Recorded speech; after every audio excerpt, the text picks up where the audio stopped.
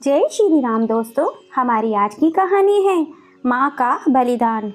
गुस्से में बहुत ज़ोरों से दनदनाती हुई अपनी सास को पुकारते हुए पूजा अपने कमरे से बाहर निकली। माँ जी, ओ माँ जी, ये आपने कितना गंदा खाना बनाया है। और ये खीर, इसमें कंकड़ कहाँ से आए? आप कंकड़ साफ करके खीर नहीं बना सकती थी? सारा मूड खराब कर दिया।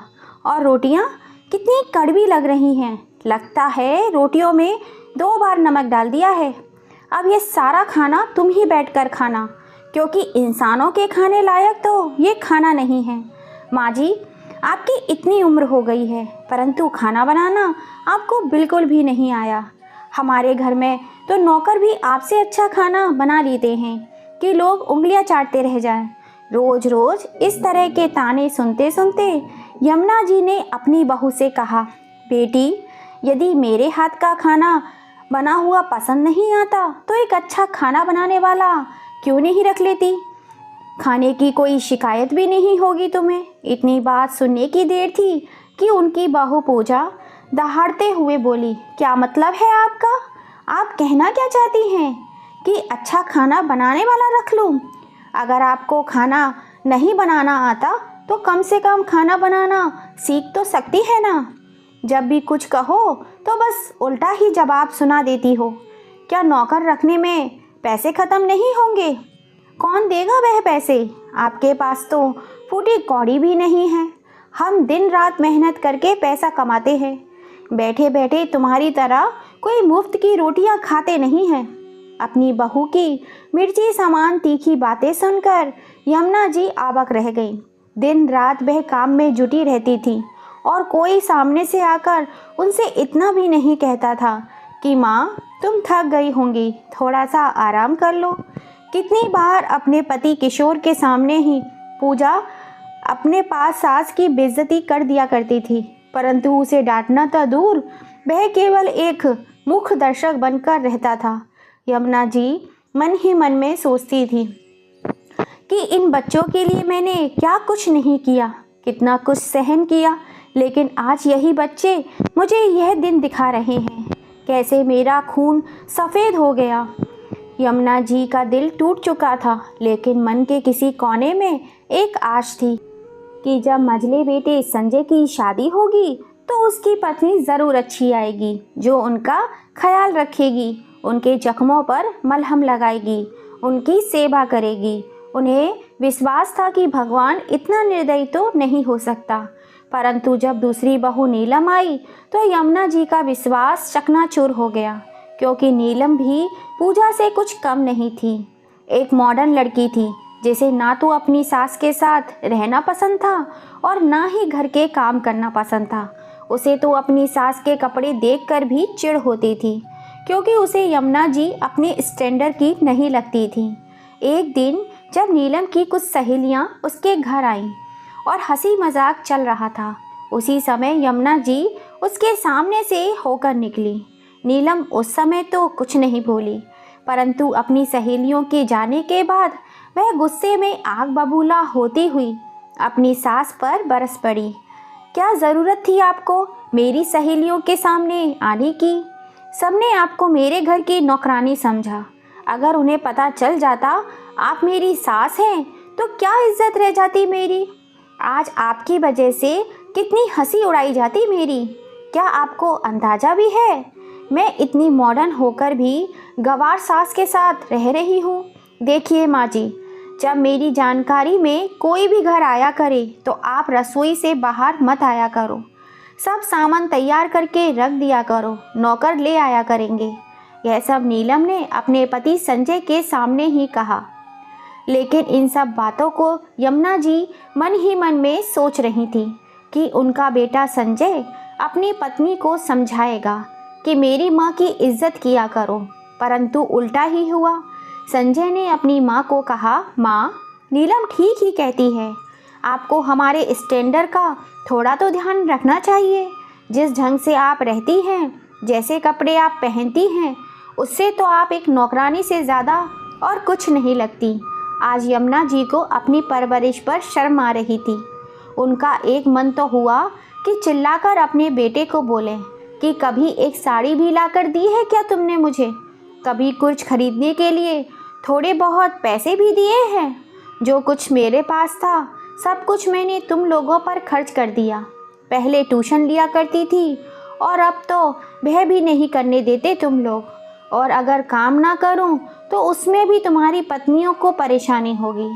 यह मकान मेरे नाम पर है जिसमें तुम लोगों ने 3 मंजिला खड़ी कर दी हैं, लेकिन फिर भी मुझे रहने के लिए एक कमरा तक नहीं दिया। मेरी चारपाई बरामदे में लगा दी गई। किसी को भी इस बात का जरा भी आभास तक नहीं है कि सर्दियों में मेरी क्या हालत होती होगी। यमुना जी मन ही मन ये सारी बातें सोच रही थी, लेकिन बोलने की हिम्मत नहीं थी। अगर कुछ कहने की हिम्मत भी करती तो कैसे, क्योंकि जिस स्थिति से वह गुजर रही थी उनकी स्थिति उससे भी बदतर हो जाती। यमुना जी बिना कुछ कहे वहाँ से बरामदे में आ जाती हैं और अपनी चारपाई पर बैठकर अपने भाग्य को कोसने लगती हैं। फिर अपने पुराने दिनों को याद करके रोने लगती हैं कि कैसे उस दिन अपने पति के मृत शरीर के सामने बैठी यमुना जी एकटक उन्हें निहारे जा रही थी। उन्हें अब तक यकीन नहीं हो रहा था, क्योंकि कुछ घंटे पहले ही तो वह अपने पति उनके साथ हंसी मजाक ठिठोली कर रहे थे, उन्हें आलिंगन में लेकर हंसते हुए बातें कर रहे थे और कह रहे थे कि हम दोनों को तो मृत्यु भी जुदा नहीं कर सकती। ऐसी बातें सुनकर यमुना जी ने अपने पति को चुप कराते हुए कहा, कैसी बातें करते हो जी, ऐसी अशुभ बातें मत बोला कीजिए। तभी उनके पति बोले, अरे यमुना, तुम भी कमाल करती हो।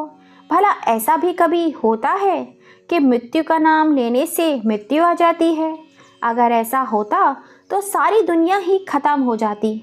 यह सुनकर यमुना जी हंस पड़ी, लेकिन वह क्या जानती थी कि मृत्यु को ललकारने का परिणाम इतनी जल्दी सामने आ जाएगा। जिस समय उनके पति ऑफिस में बैठे थे, काम करते करते ही उन्हें दिल का दौरा पड़ गया। सहकर्मचारियों ने उन्हें अस्पताल पहुंचाने के लिए दौड़े, परंतु उससे पहले ही रास्ते में उनकी मृत्यु हो गई। उनके सहयोगी ने दुखी मन से उनके मृत शरीर को यमुना जी को सौंपकर वहां से चले गए। यमुना जी के 3 बेटों बड़ी ही हैरानी से अपनी पत्थर हुई माँ को देख रहे थे, तो कभी अपने पिता के मृत शरीर को। सभी रिश्तेदार भी रो रहे थे, परंतु यमुना जी की आंखों का पानी तो सूख चुका था। आंखों में एक अलग सी गंभीरता सी छा गई थी। कुछ औरतें आपस में कानाफूसी करने लगी, अरे देखो तो, इसकी आंखों में तो एक भी आंसू नहीं है। अरे पति के मरने का गम नहीं था तो झूठ मूठ के आंसू ही बहा लेती। तभी पास बैठी एक औरत ने कहा, नहीं नहीं बहन, इन्हें सदमा लगा है, इनका रोना बहुत ज़रूरी है, वरना इन्हें दिल का दौरा भी पड़ सकता है। आप लोग कोई ऐसा उपाय कीजिए कि इनको रोना छूट जाए और यह जी भर के रोने लगें।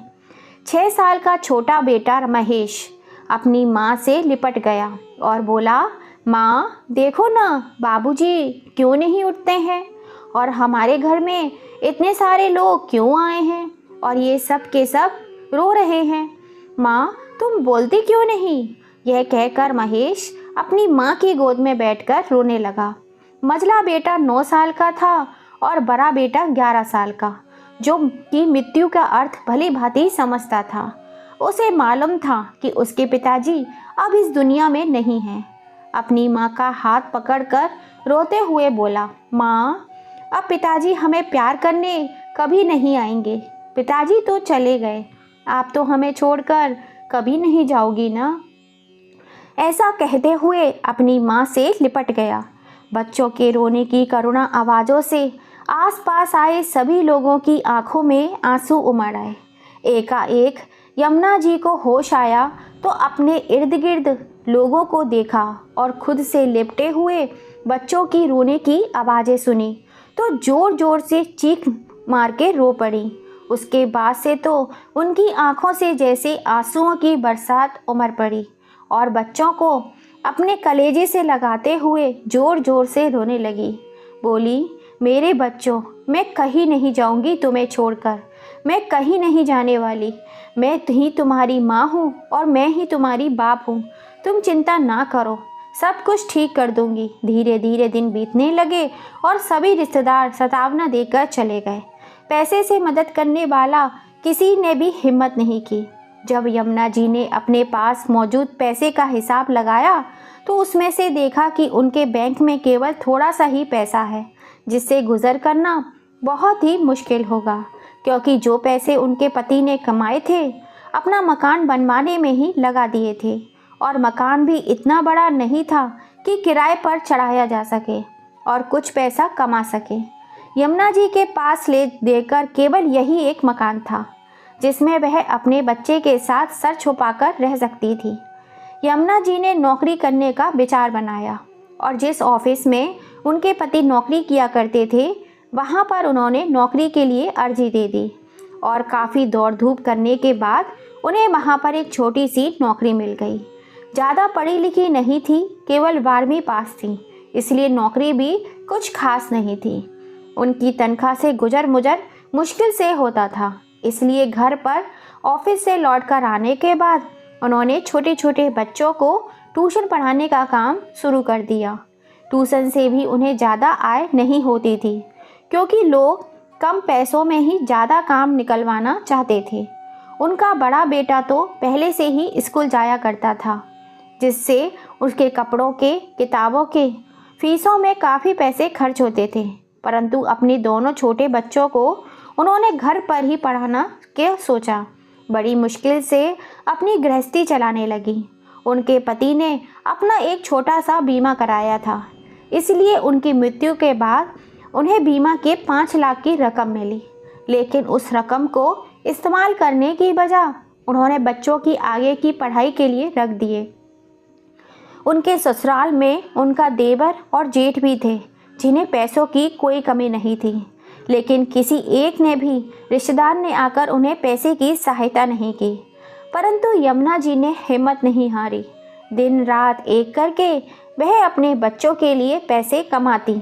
थोड़ा बहुत समय मिलता तो वह भी अपने कपड़े सिलने का काम कर दिया करती थी।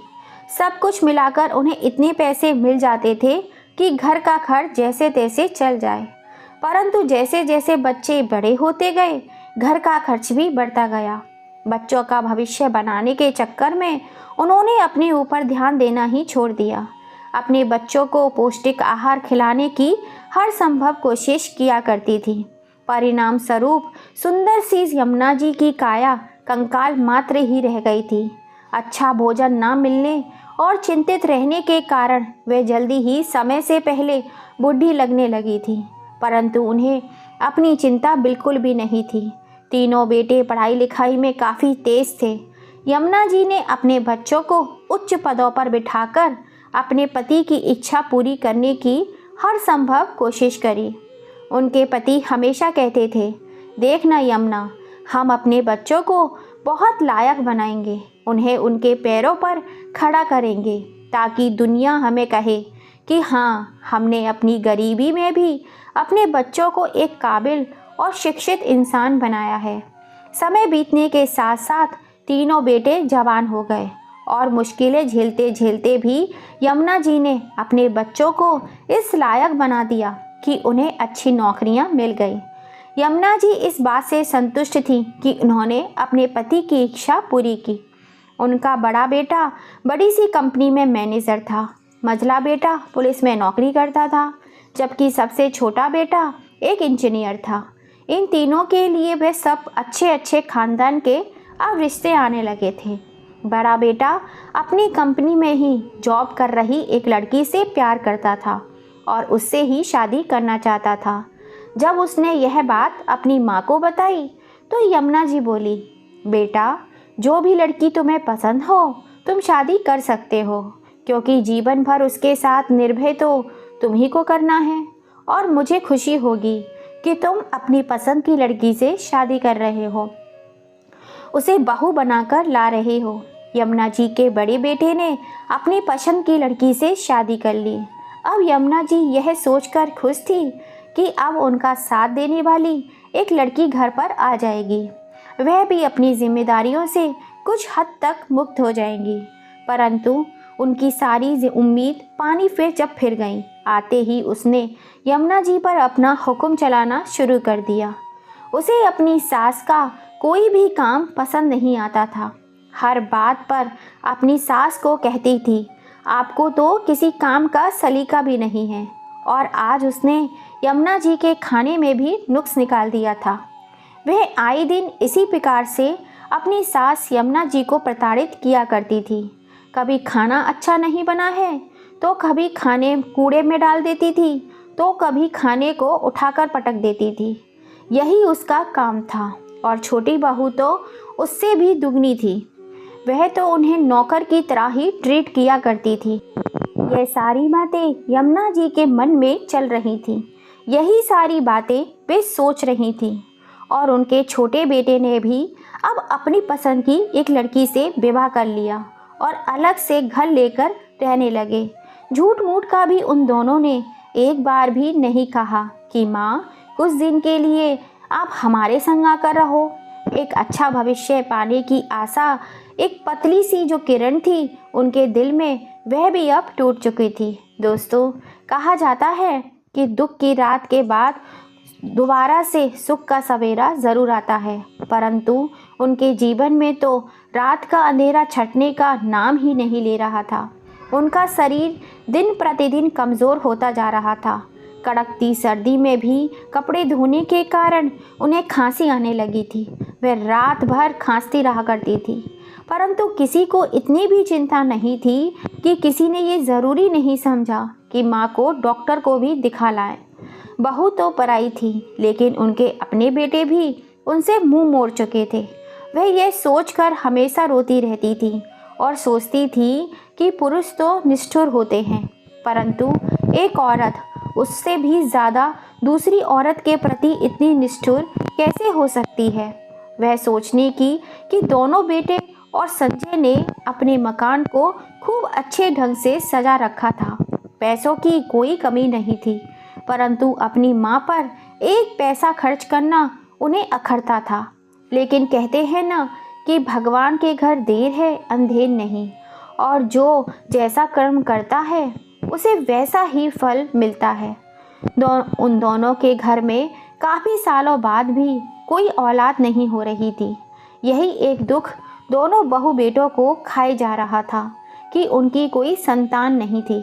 काफ़ी इलाज करवाया, पूजा पाठ करवाया, का पैसों को पानी की तरह बहाया, लेकिन जो काम सबसे ज़रूरी था वही काम उन लोगों ने नहीं किया। किसी के दिमाग में यह नहीं आया कि वह जिस माँ का दिन भर तिरस्कार किया करते हैं, उनका आशीर्वाद सबसे ज़रूरी है। ऊपर से किशोर की पत्नी पूजा बीमार पड़ गई। सारे टेस्ट करवाए गए। बाद में पता चला कि उसकी दोनों किडनी खराब हो चुकी हैं। डॉक्टर ने जल्द से जल्द किडनी का इंतज़ाम करने की हिदायत दी और बोला, नहीं तो कुछ भी हो सकता है। पूरे घर में हाहाकार मच गया, परंतु ऐसा कौन था जो अपनी किडनी दे सकता था। सभी को अपनी अपनी पड़ी थी। नसीब का खेल देखिए दोस्तों।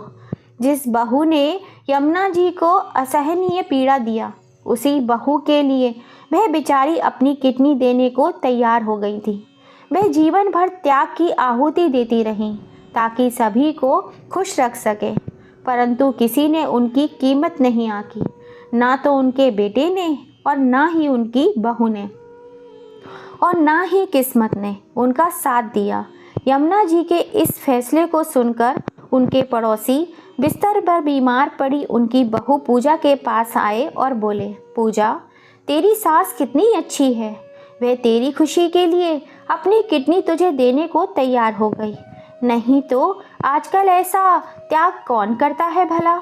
माँ करे तो समझ में आता है, लेकिन सासू माँ जो इतनी कमज़ोर है और बूढ़ी हो चुकी है, वह तुझे अपनी किडनी देने को तैयार है।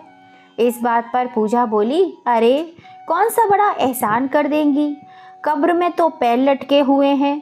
उन्हें भी तो पता है कि वे कुछ दिनों की मेहमान हैं, और अगर अपनी बहू और परिवार के लिए नहीं करेंगी तो किसके लिए करेंगी।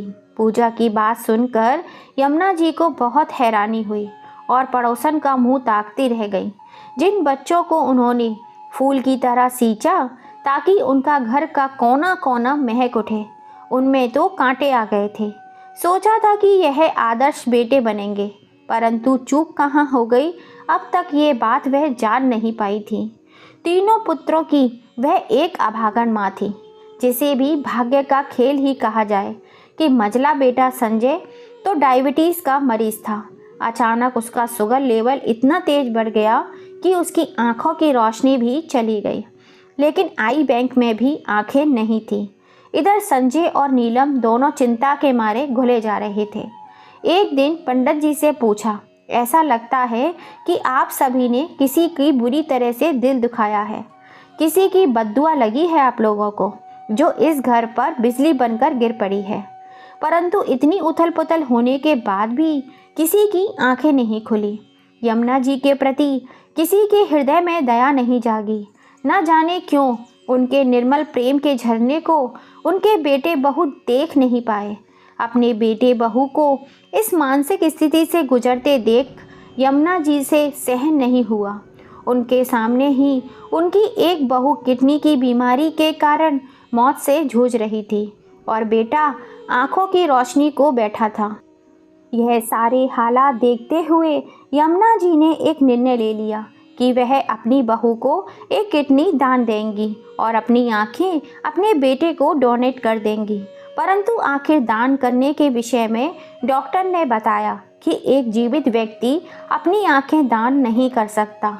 जब किडनी देने के लिए चेकअप कराया गया तो पता चला कि यमुना जी की शुरू से ही एक ही किडनी है, जिस कारण वह किडनी डोनेट नहीं कर सकती थी।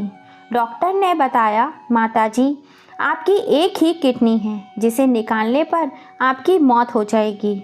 हम डॉक्टर का काम है जिंदगी बचाना, ना कि जान लेना। जीवित व्यक्ति अपनी आंख भी दान नहीं कर सकता। ऐसा जानकर यमुना जी बहुत निराश हो गई। जीवन के प्रति उनका मोह तो पहले ही खत्म हो चुका था, क्योंकि जिस तरह का जीवन वह जी रही थी वह जीने योग्य नहीं था। जीवन जीने से ज़्यादा उन्हें मरना सबसे ज़्यादा अच्छा लग रहा था। तो ऐसे जीवन जीने का क्या फ़ायदा, यह सोचकर वह एक फ़ैसला ले चुकी थी। लेकिन उस फैसले को अंजाम देने से पहले उन्होंने एक पत्र लिखा। पत्र लिखने के पश्चात और उस रात पे आराम से सो गईं। अगले दिन जब सुबह यमुना जी अपने बिस्तर से नहीं उठी तो घर के सभी सदस्य हैरान थे कि हमेशा सबसे पहले उठ जाने वाली माँ आज अभी तक क्यों नहीं उठी है। जब बड़े बेटे ने उन्हें हिलाकर जगाने की कोशिश की तो वहाँ पर एक पत्र मिला। तो उसमें जो लिखा था उसे पढ़कर तो सब शब्द रह गए। पत्र में लिखा था, मेरे प्यारे बच्चों, तुम सभी के लिए मैं जीवन भर त्याग करती रही, परंतु तुम में से किसी को इसका आभास तक नहीं हुआ।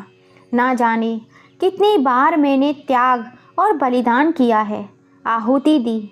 सच कहा जाए तो जीवन में जितनी आहुतियाँ मैंने दी हैं, परंतु मेरे भाग्य का खेल था कि मैं हमेशा असफल रही। तुम्हारे दिल में मेरे प्रति जरा भी भावनाएं जागृत नहीं हो पाई और अब तो मेरे पास कुछ बचा भी नहीं है आहुति देने के लिए। इसलिए सोचा कि अब क्या करूं, इससे तुम लोगों का जीवन संवर जाए और मेरे प्यार को समझ पाओ। इसीलिए आज मैं अंतिम आहुति देने जा रही हूँ। यह मेरी अंतिम और सबसे बड़ी आहुति होगी, ताकि मेरी आत्मा को भी शांति मिल जाए और शायद तुम लोगों को मेरे त्याग और बलिदान का थोड़ा सा एहसास हो जाए। दोस्तों, तुम लोगों को पाल पोस कर बड़ा करते हुए मेरी झोली तो बिल्कुल खाली हो गई। हाँ, बस एक जान बची थी जिसका बलिदान मैं आज करने जा रही हूँ। इस संसार से विदा ले रही हूँ। जीवन भर मेरा मन प्यार के लिए तरसता रहा, परंतु अब मैं थक चुकी हूँ। मेरी आत्मा हमेशा हमेशा के लिए अब शांति चाहती है। मैं चाहती हूँ कि मेरी किडनी मेरी बहू पूजा को लगा दी जाए और मेरी आँखें मेरे बेटे संजय को लगा दी जाएं, ताकि वह दोनों अपना जीवन सुख में बिता सकें। और मेरा बेटा मेरी आँखों से यह सारा संसार देख सके। जीते जी डॉक्टर ने मेरी आँखें और किडनी निकालने से मना कर दिया, लेकिन मेरे मरने के बाद चाहती हूँ कि यह निकाल कर मेरे बेटे और बहू को लगा दिया जाए। इसलिए मैंने ये फैसला किया है कि मैं हमेशा हमेशा के लिए इस दुनिया को छोड़कर चली जाऊँ। अपने इस फैसले की जिम्मेदारी मैं स्वयं लेती हूँ। ईश्वर करे तुम लोग सदा सुखी रहो। पत्र पढ़ते पढ़ते किशोर की आंखों में आंसू आ गए। पत्र पढ़ने के पश्चात उन्हें एहसास हुआ कि उन लोगों ने अपनी माँ के साथ कितना बुरा गुनाह किया है। अपनी जिस माँ की कदर उन्होंने पूरी उम्र नहीं जानी, आज वही माँ अपने बेटे बहू को जीवन बचाने के लिए अपने शरीर का त्याग कर चुकी थी। आज एक ममतामयी माँ अपनी जीवन की आहुति दे चुकी थी।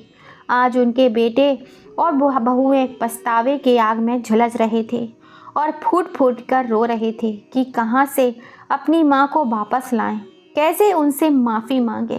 लेकिन जो हो चुका था उसे परमात्मा भी टाल नहीं सकता था। जो हो गया सो हो गया, अब पछताने से क्या फ़ायदा। उस माँ ने अपने बच्चों का जीवन सुधार दिया और इस निर्दयी दुनिया से विदाई ले ली। दोस्तों, तभी तो कहा जाता है पूत कपूत हो सकता है, माता हुई न कमाता। इस दुनिया में एक माँ ही तो है जो अपने बच्चों के लिए बलिदान करने से पहले एक पल की भी देरी नहीं लगाती। दोस्तों, अपनी माँ का आदर कीजिए, सम्मान कीजिए, जितना हो सके उन्हें प्यार दीजिए। इस दुनिया में माँ का स्थान कोई नहीं ले सकता। आप में से कौन कौन मेरी इस बात से एग्री करते हैं, कमेंट करके ज़रूर बताइएगा। और ये कहानी पसंद आई हो तो प्लीज़ ज़्यादा से ज़्यादा इसे अपने फैमिली फ्रेंड में शेयर कीजिएगा, लाइक कीजिएगा, कमेंट कीजिएगा।